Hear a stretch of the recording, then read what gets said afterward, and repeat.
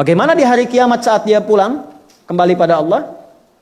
Yang paling indah itu ada satu keluarga. Ini amalan dari Quran ya. Membagi tugas. Ayahnya mungkin gak hafal.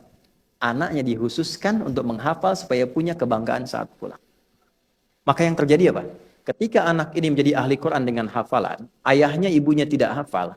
Itu yang saat masuk pertama kali diminta oleh Allah anaknya ini menggandeng bapak ibunya dan keluarga besarnya. Dan tidak cukup masuk dengan menggandeng, diperintahkan lewat hadis Nabi di At-Tirmidzi, nomor hadis 2910 ya sampai 2915, itu diperintahkan Qur'annya yang minta sama Allah, Allahumma hallih, ya Allah, jangan dulu masuk surga, kalau bisa mohon berikan mahkota, hiasi ia, untuk membedakan penghafal Quran, ahli Quran dengan bukan ahli Quran. Fayul basu ilaihi tajul karamah, maka dipakaikan mahkota kehormatan. Ini yang menjadikan seremonial para penghafal Quran kadang pakai mahkota kan? Nah, itu adalah gambaran hadis tadi. Pakaikan. Demi Allah ya, Bu, Pak. Saya tuh bimbing anak-anak penghafal Quran.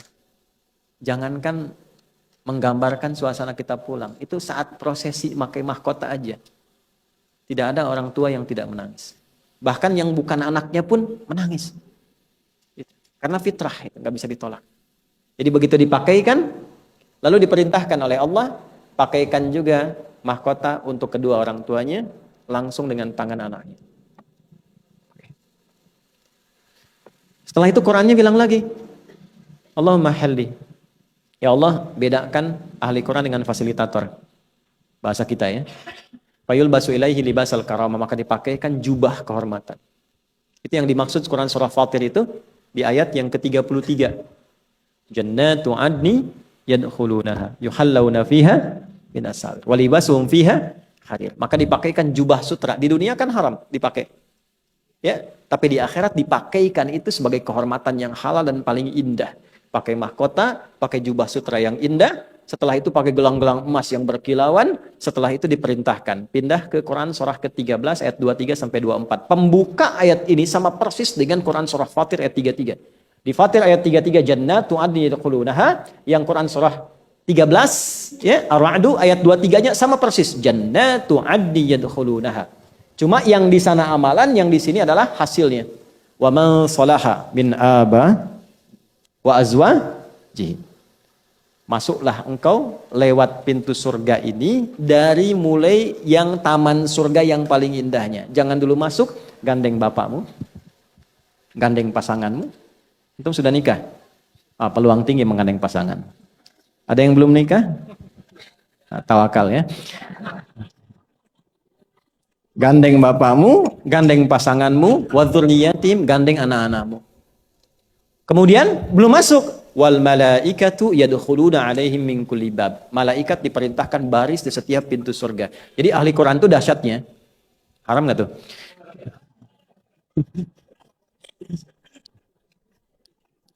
Maaf. Jadi ahli Quran itu dahsyatnya begini.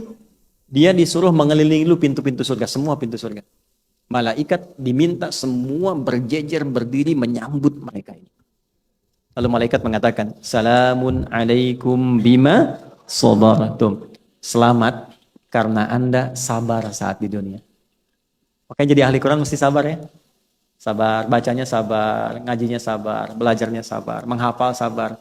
Karena nanti sudah hafal, tiba-tiba pas ada ayat tertentu, sehari, 2 hari, gak masuk-masuk. Kadang setan tuh begini, hati-hati ya dengan jebakan setan. Setan tuh membiarkan dia hafal banyak dulu. Nasihat saya pada para penghafal Quran, memulai dengan tahap-tahapannya teratur. Jangan diikuti tuh godaan setan.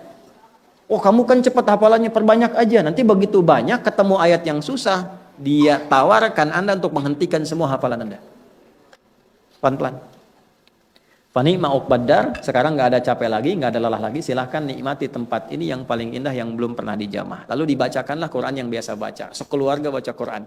Bapaknya yang biasa ngaji, walaupun cuma baca yang dibaca. Yang biasa mengkaji, dibaca. Yang hafal Quran, dia baca. Begitu dibacakan, perhatikan kalimatnya. Iqra warta' fa inna akhira qira'atika akhiru manzilatika. Maka difirmankan kepadanya, baca Quran yang biasa engkau baca saat di dunia. Begitu dia baca, semakin naik lagi. Naik lagi. Setiap naik, lebih indah dibandingkan dengan tahapan-tahapan sebelumnya. Jadi begitu naik lebih indah, naik lebih indah, naik lebih indah, sampai begitu selesai sampai ujungnya minal jinnati wan nas, di tempat tertinggi dia berada di surga. Itulah yang menjadikan anak-anak di Gaza, saya ketemu, kami punya teman-teman ulama-ulama di Gaza itu. Dari 2010 mereka punya program supaya semua rumah-rumah di Gaza itu semuanya ada ahli Qurannya satu. Dan sudah tercapai 96%. 4%-nya itu tinggal 20 juz, 25 juz, 15 juz. Dan candanya perhatikan, anak-anak kecil di Gaza, di Palestina, candanya kalau sudah 30 juz, dia canda pada temannya yang masih 20 juz, masih 15 juz. Nanti kalau saya sudah di tingkat tertinggi, saya dadahin kamu di bawah ya. Dan kita hanya bisa tertawa untuk itu, tapi kita tidak menyiapkan diri. Makanya yang rugi itu kita sebetulnya. Mereka sudah siap kok. Cita-cita tertingginya syahadah, syahid, pulang. Yang belum aman tuh saya, Anda, kita. Yang tangannya masih bisa bergerak, lisannya masih bisa bicara dan sebagainya, dan berpotensi salah. Maka itu yang harus disiapkan. Jelas ya? Allahu a'lam bishawab.